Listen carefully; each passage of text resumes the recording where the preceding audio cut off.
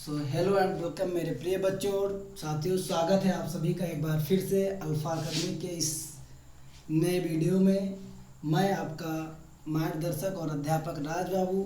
जैसा कि हम लोगों ने इंट्रो में एक प्रण ले रखा था कि हम लोगों को क्लास 6 से क्लास 10th की वो सारी वीडियोस आप लोगों को प्रोवाइड कराई जाएगी मैथ और इंग्लिश की।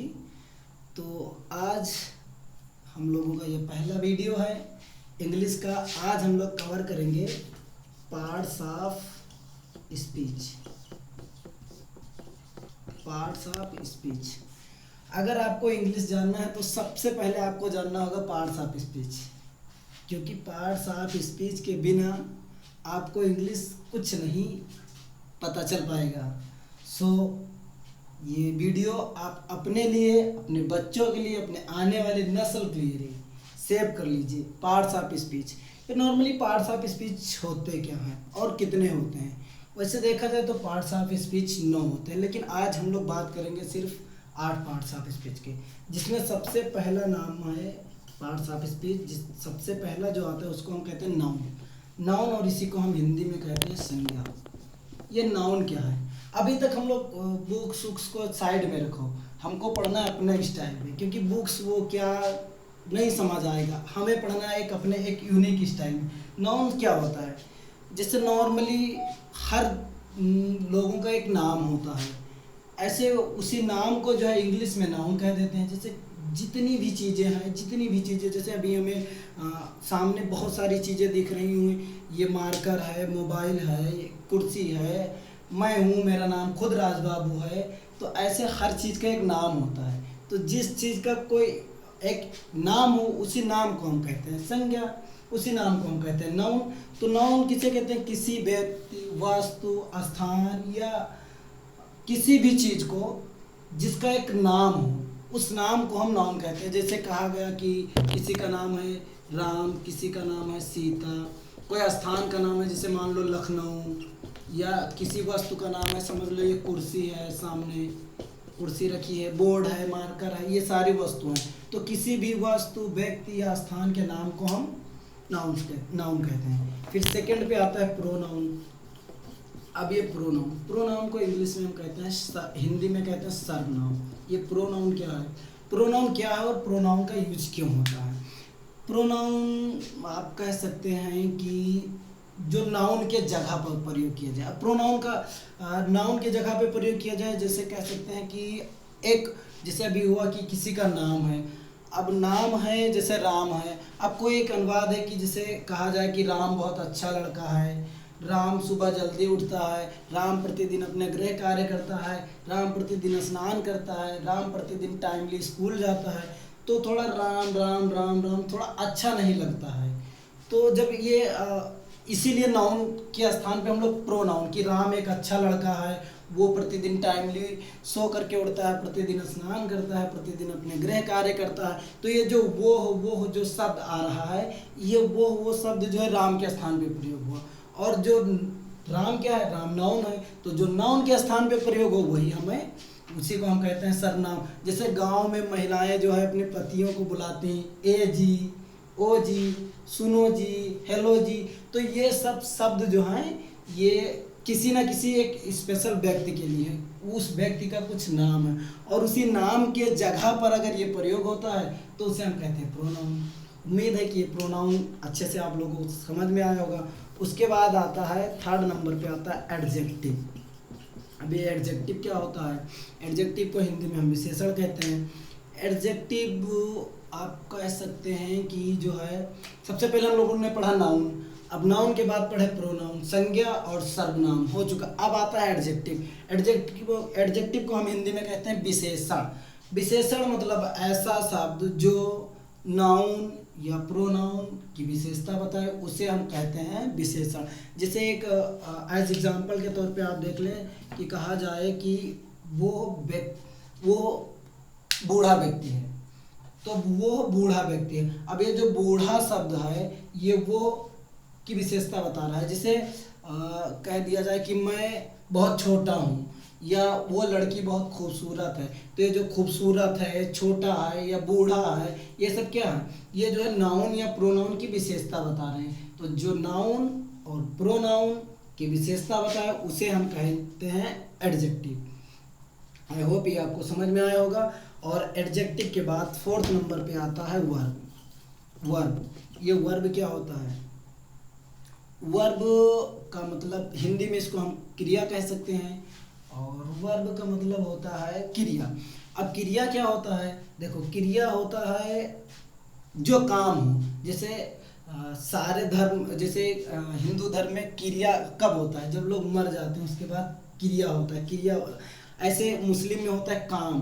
तो वही वही क्रिया और वही काम जो होता है, इसी को हम यहाँ पर ला करके जो है उसी क्रिया को हम, उसी काम को जो है हम वर्ब कहते हैं। जैसे जब हम ट्रांसलेशन या किसी चीज़ को पढ़ते हैं तो उसमें जो काम होता है, जैसे कहा जाए कि मैं पढ़ा रहा हूँ, अब इसमें काम हो रहा है पढ़ाने का, तुम पढ़ रहे हो, इसमें पढ़ने का काम हो रहा है। वो मोबाइल देख रहा है, इसमें देखने का काम हो रहा है। वो जा रहा है, तो टेंस में या जो है ट्रांसलेशन में जो काम हो उसी काम को हम क्रिया कहते हैं। जैसे वो पढ़ाता है, वो पढ़ाता है, अब इसमें कौन सा काम हो रहा है? पढ़ाने का काम हो रहा है। मैं जाता हूँ, वो खाता है, इसमें खाने का काम हो रहा है, जाने का काम हो रहा है।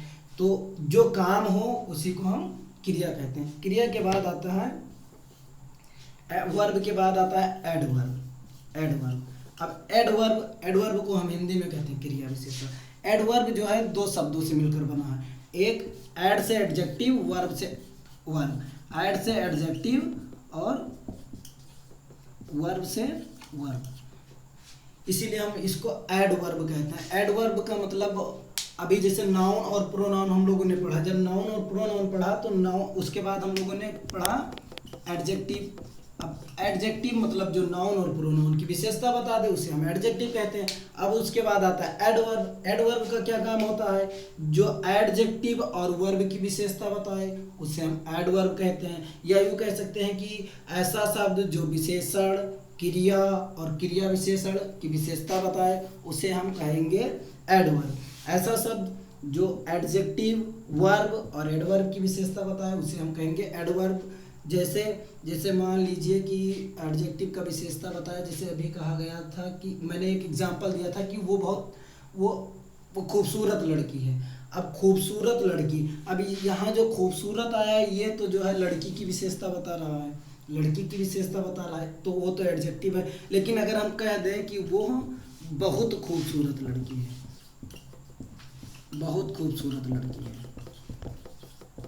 तो अब ये जो बहुत शब्द आया, क्योंकि खूबसूरत तो एडजेक्टिव का जो है एग्जाम्पल है, लेकिन जो बहुत आया, बहुत किसके लिए आया? खूबसूरत के लिए, खूबसूरती की शोभा बढ़ा रहा है, तो ये खूबसूरत के लिए बहुत आया। तो इसलिए जो एडजेक्टिव की विशेषता बताए उसे हम कहेंगे एडवर्ब। या जो वर्ब की विशेषता बताए, जैसे कहा जाए कि सीता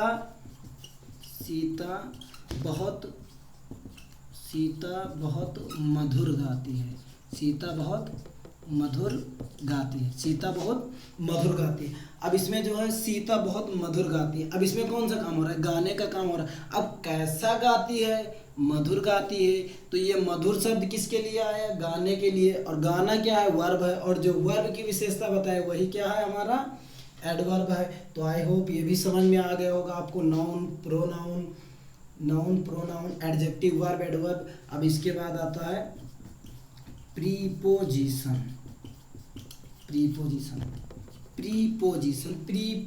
आप शब्द को सुनिए, सिर्फ शब्द देखिए। पोजीशन का मतलब क्या होता है? स्थिति।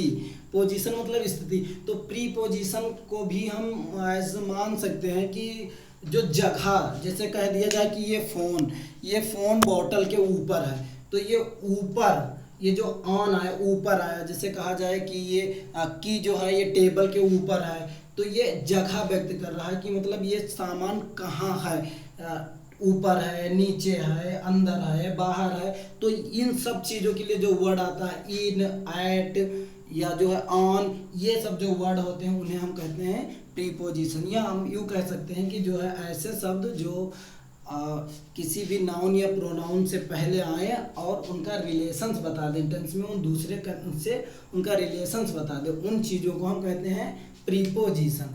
प्रीपोजिशन आई होप ये भी समझ में आ गया होगा। अब इसके बाद आता है कंजक्शन। कंजक्शन कंजक्शन कंजक्शन मतलब ऐड यानी जोड़ना। ऐसे वाक्य जो दो वाक्य, ऐसा वर्ड जो दो वाक्यों को आपस में कनेक्ट करता है उसे हम कंजक्शन कहते हैं। जैसे कहा जाए कि राम और श्याम बहुत अच्छे दोस्त हैं, तो राम और श्याम, तो ये जो और शब्द है एंड शब्द है, ये एंड क्या है, राम और श्याम को आपस में कनेक्ट कर रहा है। ऐसे कोई एग्जांपल जैसे हम दे दें कि वो बीमार था इसलिए वो स्कूल नहीं जा सका, वो बीमार था इसलिए वो स्कूल नहीं जा सका। इसमें एक शब्द है so, he was sick so he can not go to school, could not go to school. तो इसमें जो सो शब्द है वो क्या करता है, दो वाक्यों को आपस में जोड़ता है। तो जो दो वाक्यों को आपस में जोड़े उसी को हम कंजक्शन कहते हैं। इसके example and, so, because, not only but also, neither nor, neither or, neither nor, either or, ऐसे बहुत सारे एग्जांपल्स हैं जो कंजक्शंस के एग्जांपल्स हैं। कंजक्शन मतलब जो दो वाक्यों को आपस में कनेक्ट करता है। कंजक्शन, कनेक्शन, कनेक्शन से यानी जोड़ने का काम करे, उसी को हम कहते हैं कंजक्शन।